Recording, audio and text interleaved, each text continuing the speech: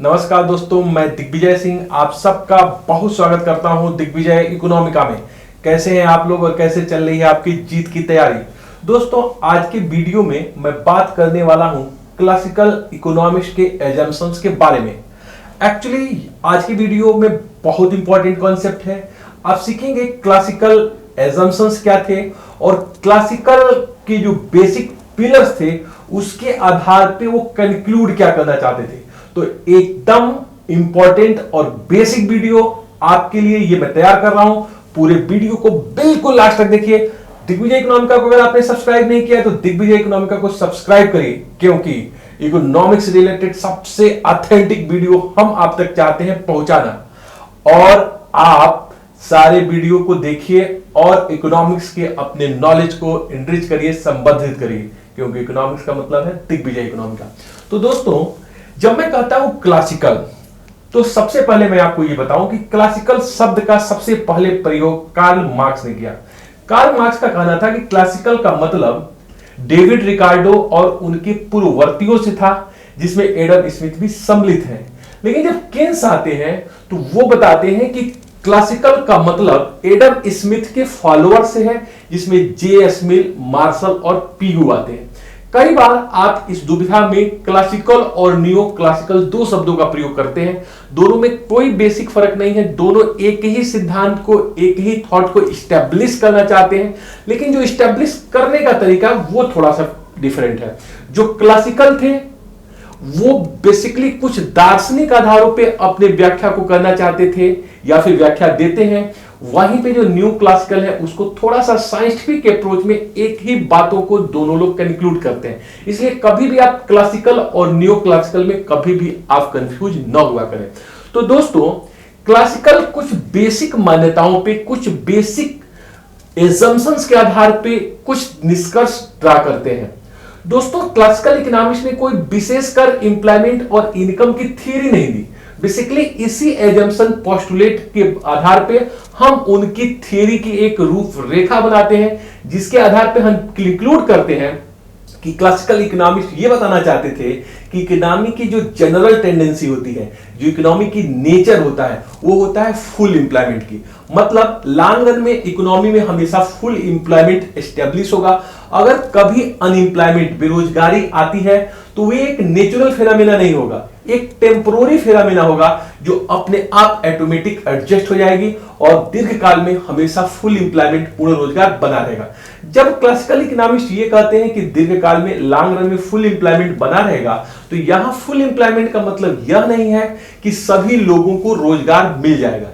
इसका मतलब यह है कि जो मार्केट वेज रेट पे काम करना चाहते हैं और जो काम के इच्छुक हैं उनको काम मिल जाएगा। इसका मतलब पूर्ण रोजगार की दशा में भी वॉलंटरी और फ्रिक्शनल अनएम्प्लॉयमेंट का अस्तित्व बना रहेगा। इसलिए जब क्वेश्चन आपसे पूछे कि फुल एम्प्लॉयमेंट का मतलब क्या सभी लोगों को रोजगार मिलने से है, तो आप बिल्कुल ही क्लियर समझ लीजिए कि फुल एम्प्लॉयमेंट में सबको रोजगार नहीं मिलता है। इसमें भी वॉलंटरी अनएम्प्लॉयमेंट और फ्रिक्शनल अनएम्प्लॉयमेंट बना होता है। इसके ऊपर मैंने एक वीडियो पहले ही बनाया है, उस अनएम्प्लॉयमेंट को मैं नीचे डिस्क्रिप्शन में डालूंगा, उसे आप देख लीजिएगा।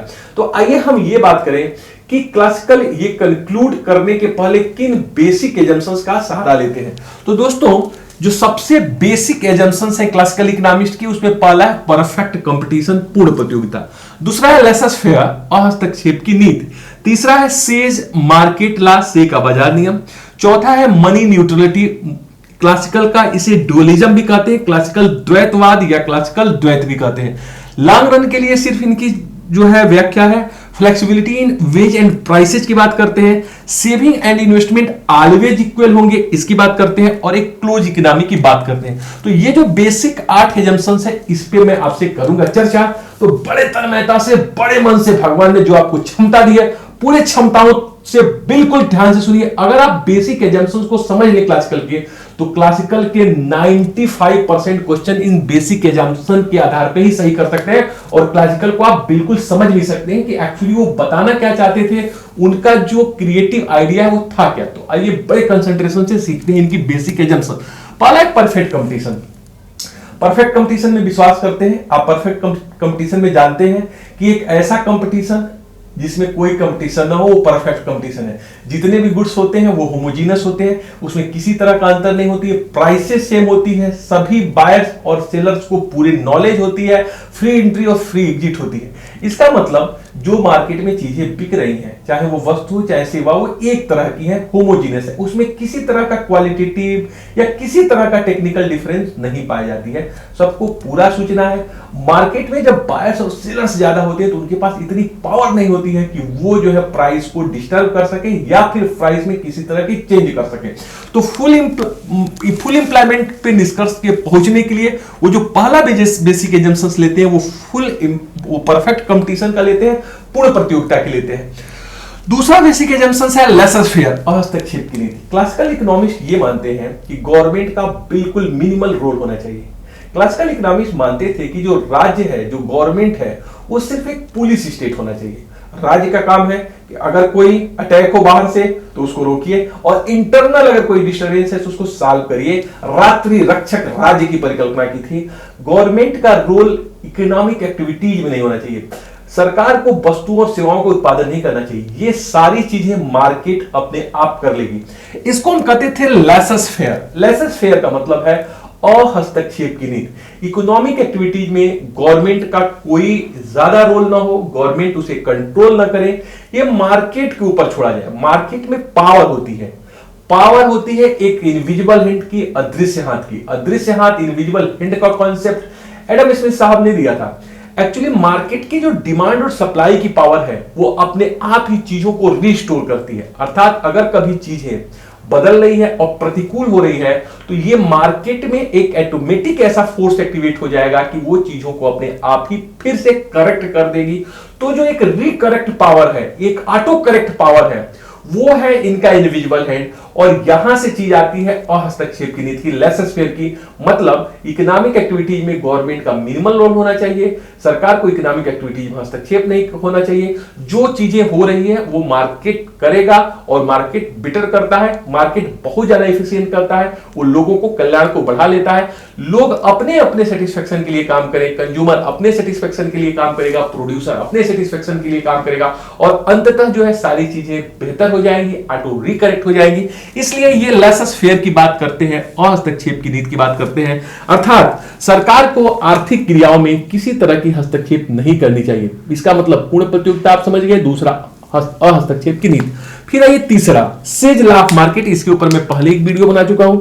से का बाजार नियम क्लासिकल का एक समझिए रीढ़ है, और इसके आधार पे पूरी क्लासिकल टिकी हुई है। सेज ये कहते हैं कि इकोनॉमी में कभी भी ओवर प्रोडक्शन या अंडर प्रोडक्शन नहीं होगा। जो चीजें आएंगी वो अपने आप ही बिक जाएंगी। इसलिए नियम बनाते हैं supply creates in on demand. जब गुड्स एंड सर्विसेज का प्रोडक्शन होता है दोस्तों, तो उतनी ही मात्रा में इकोनॉमी में लिक्विडिटी, परचेजिंग पावर आ जाती है।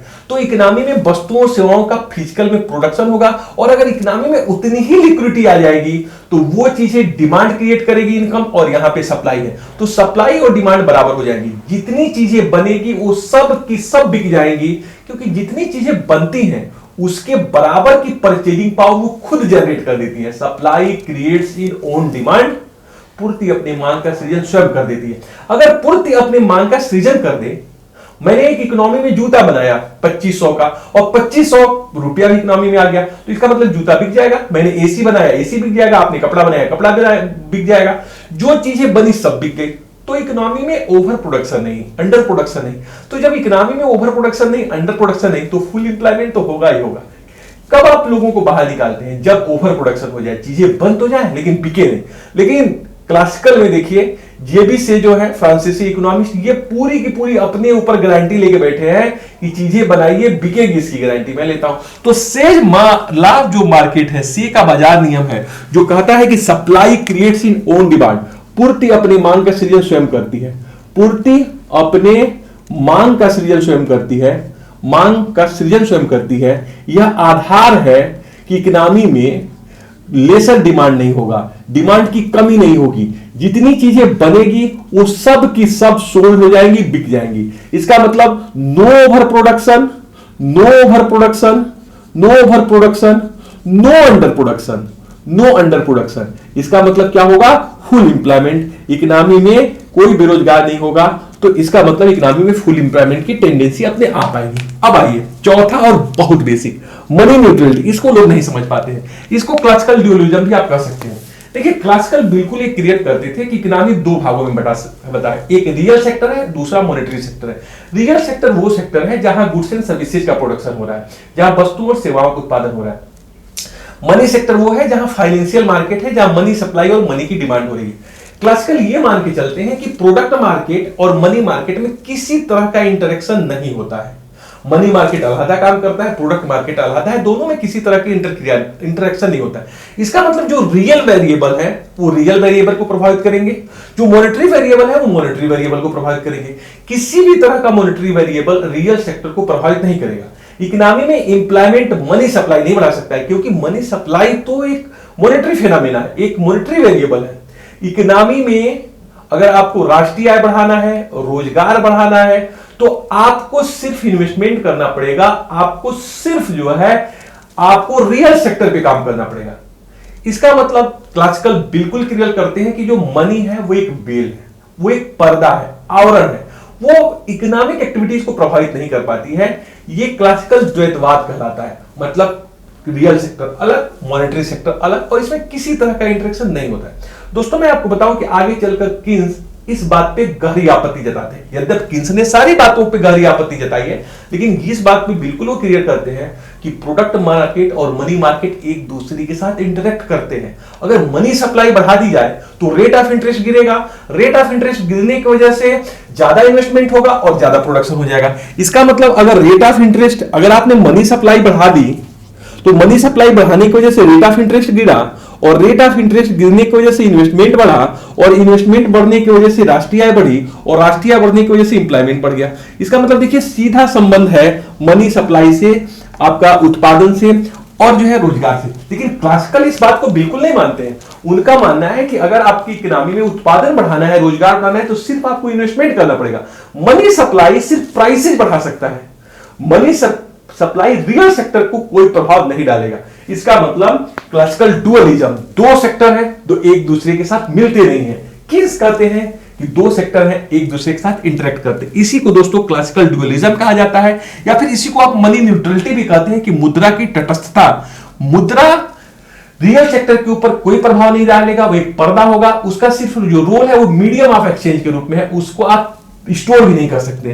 तो यहां पे जो है मनी न्यूट्रल है, वो आर्थिक क्रियाओं के ऊपर, वास्तविक क्षेत्र के ऊपर कोई प्रभाव नहीं डालता है। अब आइए वली लागरन। क्लासिकल का मानना है कि जो इनकी थियरी है, इनकी बातें वो लॉन्ग रन में सही होती हैं, शॉर्ट रन का इनका जो है ऑपरेशन नहीं है। ये कहते हैं कि लॉन्ग रन में इकोनॉमी की टेंडेंसी होती है फुल एम्प्लॉयमेंट की। शॉर्ट रन में हो सकता है कि फ्लक्चुएशन आ जाए, बट लॉन्ग रन में आप जाके देखेंगे फुल एम्प्लॉयमेंट होगा, और यही जनरल टेंडेंसी है। किन्स क्या कहते हैं? किन्स कहते हैं कि आपको अल्पकालीन जो फ्लक्चुएशन है, शॉर्ट रन फ्लक्चुएशन है, उसके ऊपर सॉल्यूशन देना चाहिए। दीर्घकाल में हम सब मर जाते हैं, तो दीर्घकाल में जब सब मर जाते हैं तो आपको शॉर्ट रन में जो क्या फ्लक्चुएशन है उसके ऊपर आपको फोकस करना चाहिए। तो शॉर्ट रन फिनोमेना की बात करना चाहिए। आप लॉन्ग रन फिनोमेना की बात कर रहे हैं, शॉर्ट रन की इंपॉर्टेंट है। तो आप समझ गए होंगे कि जो क्लासिकल है वो लॉन्ग रन से संबंधित है, किन्स जबकि ज्यादा फोकस करते हैं शॉर्ट रन पे। Flexibility in wage and prices.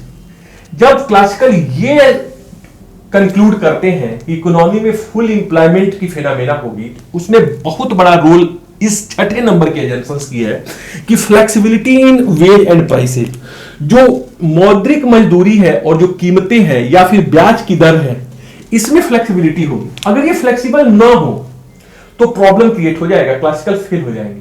लेकिन ये कहते हैं कि प्राइसेज में फ्लक्चुएलिटी है, अप्स डाउन हो सकता है, इसी तरह वेज रेट अप्स डाउन होगा। अगर ये दोनों मैकेनिज्म और रेट ऑफ इंटरेस्ट, तीन मैकेनिज्म अगर ये फ्री फ्लेक्सिबल हो तो इकोनॉमी में फुल एम्प्लॉयमेंट होगा ही होगा। लाइक एग्जांपल, मान लीजिए गुड्स एंड सर्विसेज की प्राइस बढ़ गई, तो ये कहते हैं अगर गुड्स एंड सर्विसेज की सप्लाई बढ़ गई, प्रोडक्शन हो गया, तो प्राइसेज अपने आप कम हो जाएगा, और जब प्राइसेज अपने आप कम हो जाएगा तो चीजें अपने आप सोल्ड आउट हो जाएंगी। इसका मतलब सेल कल्चर की बात कर रहे हैं कि ओवर प्रोडक्शन हुआ, अपने आप मार्केट ने अपना काम किया, लेसर शेयर की पॉलिसी है, मार्केट प्राइस गिर गई, चीजों की डिमांड हो गई, मजदूर ज्यादा हो गए, मजदूरों को काम नहीं मिल रहा है, तो वेज रेट अपने आप डिक्लाइन हो जाएगा और आपको सस्ता श्रम मिलेगा, और आप जो है फिर ज्यादा लोगों को काम पे लगाएंगे। लेकिन किन्स इस बात पे कड़ी आपत्ति करते हैं।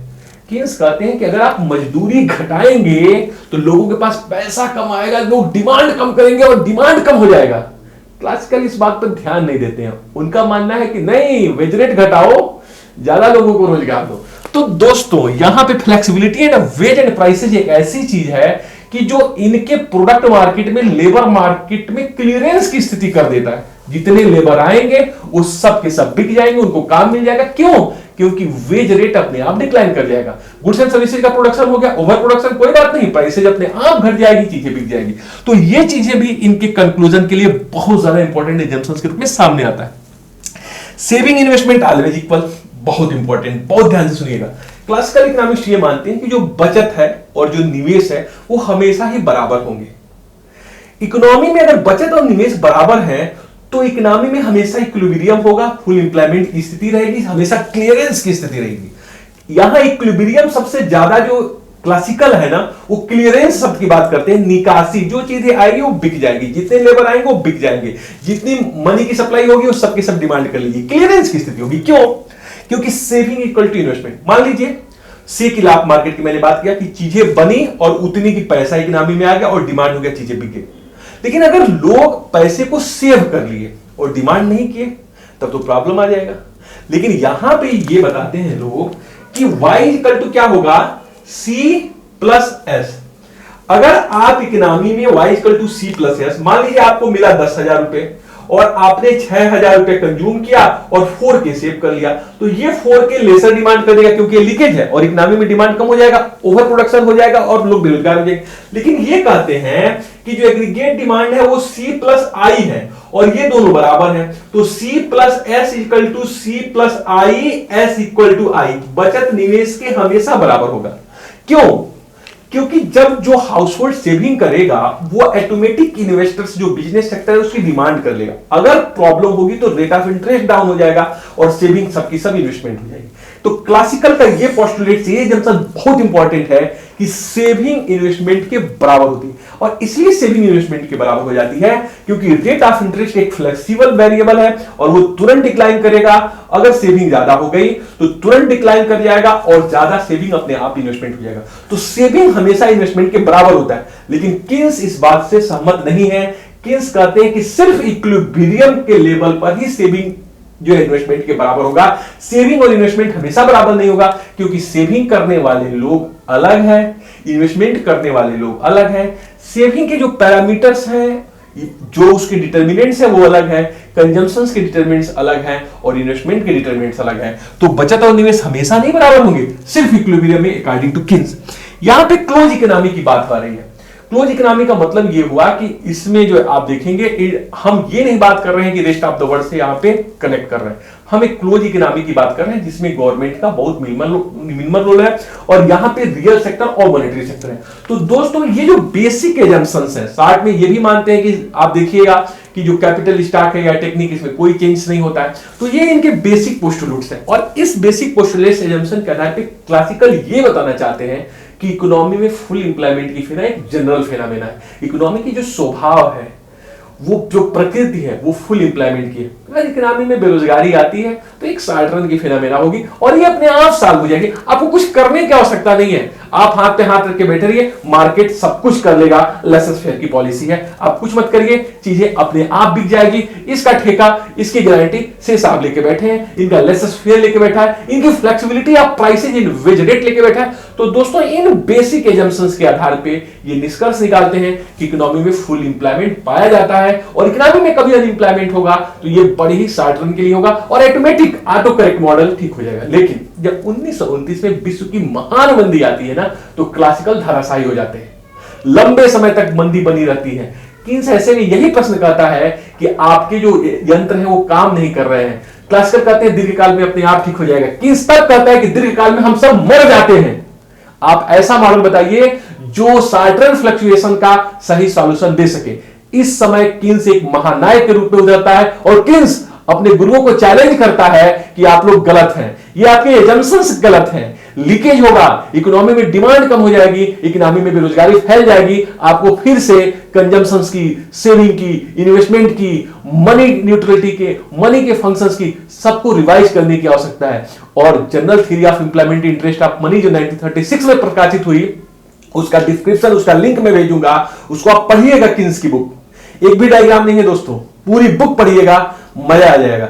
किस तरीके से एक एक आर्टिकल को, एक एक पोस्टुलेट्स, एक एक एजम्पशन को किन्स खंडित करता है, गलत सिद्ध करता है और दिखाता है कि अगर शिष्य में दम है, पावर है, कंसंट्रेट है, ब्रिलियंट है, तो गुरु से आगे जाएगा। हम यही चाहते हैं कि आप लोग हम सबसे आगे जाइए, बहुत अच्छा करिए, बहुत अच्छा करिए। Thank you so much for watching Digvijay Economica. God bless you dear friends.